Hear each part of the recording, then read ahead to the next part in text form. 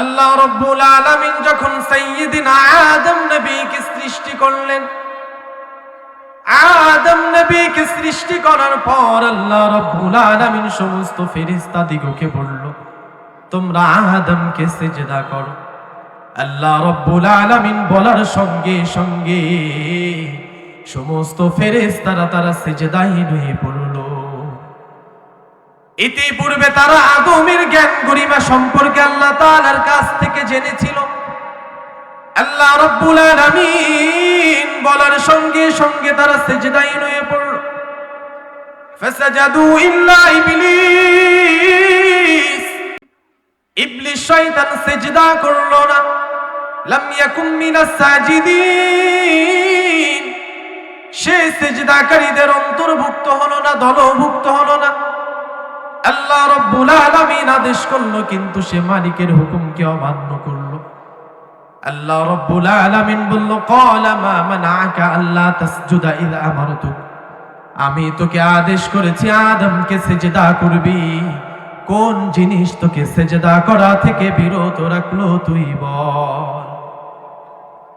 আল্লাহ বলল, আমি তোকে তো আদেশ করেছি আদমকে সিজদা করবি, কোন জিনিস তোকে সিজদা করা থেকে বিরত রাখলো? ইবলিস শয়তান মালিককে বলে, মালিক ক্বালা আনা খায়রুম মিন, আমি তার থেকে উত্তম, মানে আদমের থেকে আমি উত্তম। খলাকতানি মিন নারি ওয়া খলাকতাহু মিন তিন, ও মালিক আদমকে বানিয়েছেন মাটি থেকে, আমাকে বানিয়েছেন আগুন থেকে। আগুনের স্বভাব হলো ঊর্ধ্বমুখী হওয়া, মাটির স্বভাব হলো নিচের দিকে নয়ে পড়া। আমার স্বভাব যেহেতু ঊর্ধ্বমুখী হওয়া, আমি নিচের দিকে মাথা নত করে আদমকে সিজদা করতে পারবো না। ইবলিস শয়তান যুক্তি দেখালো, তর্ক করলো আল্লাহ তাআলার সাথে। তখন আল্লাহ রাব্বুল আলামিন ইবলিস শয়তানকে জান্নাত থেকে বের করে দিল। আতাতাকাব্বারু, আল্লাহ রাব্বুল আলামিন বলল, এখানে থেকে অহংকার করবি, দাম্ভিকতা করবি, অহংকার প্রদর্শন করবি, এই জন্য আমি তোকে বানাই নাই। আল্লাহ রাব্বুল আলামিন বলল, ফাখরুজ ইন্নাকা মিনাস সাগিরিন, এখান থেকে ক্ষতিগ্রস্তদের অন্তর্ভুক্ত হয়ে, লাঞ্ছিত হয়ে, বঞ্চিত হয়ে তুই এখান থেকে বের হয়ে যা। আল্লাহ তাআলা তাকে জান্নাত থেকে তাড়াইয়া দিল। ইবলিস শয়তান এবার মালিককে বলে, মালিক বহু বছর আপনার ইবাদত বন্দেগী করেছি, বিনিময় যদি কিছু দিতেন। আল্লাহ রাব্বুল আলামিন বলে, কি চাও তুই বল, কি চাও আমার কাছে। এই সুযোগকে কাজে লাগিয়ে ইবলিস মালিককে বলে, মালিক এক নাম্বার আমি আপনার কাছে কিয়ামত পর্যন্ত অবকাশ চাই, এক নাম্বার আমি কিয়ামত পর্যন্ত হায়াত চাই। আল্লাহ রাব্বুল আলামিন ইবলিস শয়তানকে কিয়ামত পর্যন্ত হায়াত দিয়ে দিল। এরপর ইবলিস শয়তান মালিককে বলে, মালিক যাদের কারণে জান্নাত থেকে বের করে দিলেন, ফাবিমা আগওয়াইতানি লাআকউদান্না লাহুম সিরাতাকাল মুস্তাকিম, যাদের কারণে আমাকে জান্নাত থেকে বের করে দিলেন, ও মালিক আপনি শুনেন, আমি কিন্তু আপনার একটা বান্দাকেও আমি ছাড়ব না। আল্লাহ তাআলা বলল, তুই কি করবি? সে বলল, ফুম্মা মিন বাইনি আইদিহিম ওয়া মিন খালফিহিম ওয়া আন আইমানিহিম ওয়া আন শামাইলিহিম।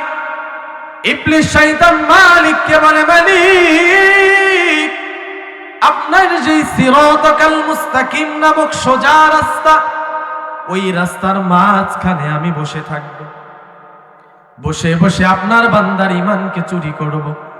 আমি ডাকাতের মতো ওদের ঈমানের উপর আক্রমণ চালাবো, চোরের মতো আমি ওদের ঈমানকে চুরি করব।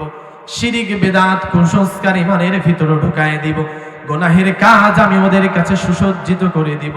ও মালিক আপনার বান্দাকে আমি ডান থেকে ধোঁকা দিব, বাম থেকে ধোঁকা দিব, উপর থেকে ধোঁকা দিব, নিচ থেকে ধোঁকা দিব, চতুর্মুখ থেকে আমি আপনার বান্দাকে ধোঁকায় ফেলে দিব।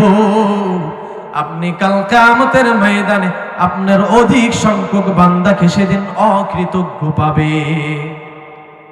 আল্লাহ রাব্বুল আলামিন বলল, এবার তুই শোন, আমার যেই সমস্ত বান্দাগুলো তোর পদাঙ্ক অনুসরণ করবে, দুনিয়াতে যারা নাফরমানির ভিতর ডুব দিবে, শয়তান তোর কথা মতো চলবে, আমি আল্লাহ রাব্বুল আলামিন কাল কিয়ামতের ময়দানে তোকে দিয়ে এবং তোর অনুসারীদেরকে দিয়ে কাল কিয়ামতের ময়দানে ওই কঠিন জাহান্নাম ভরপুর করে দিব।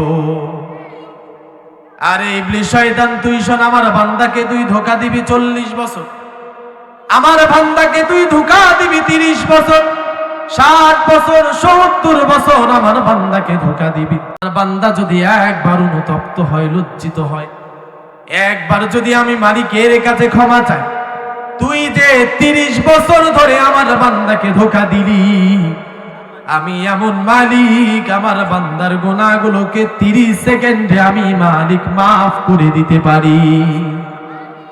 তুই 30 বছর পরে ধোঁকা দিবি, 40 বছর পরে ধোঁকা দিবি, 50 বছর পরে ধোঁকা দিবি। আমার একটা বান্দা যদি একবার অনুতপ্ত হয়, আল্লাহকে ডাক দিয়ে বলে, মালিক, সারা জীবন শুধু গুনাহ করেছি, অপরাধ করেছি, অন্যায় করেছি, মালিক আপনার কাছে ক্ষমা চাই, আমাকে মাফ করে দেন।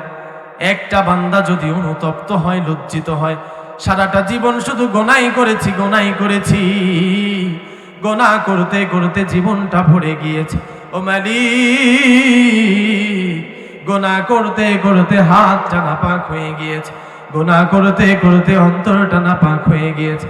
আমার যদি কোনো বান্দা তার গুনাহের বোঝাগুলো অন্তরের ভিতরে চেপে ধরে লজ্জিত মুখে ক্ষমা চায়, আল্লাহ তাআলা বলে, আমি আমার বান্দার সমস্ত গুনাহগুলোকে এক মুহূর্তে মাফ করে দিব।